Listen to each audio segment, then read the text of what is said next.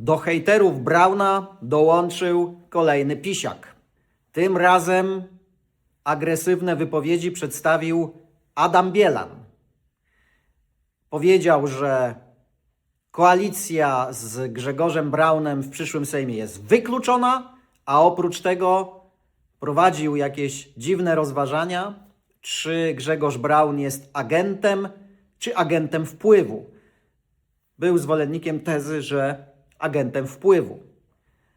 Co zadziwiające, to Bielan jest przecież znany z tego, że reprezentuje tutaj interesy Izraela, a tak przynajmniej to wygląda.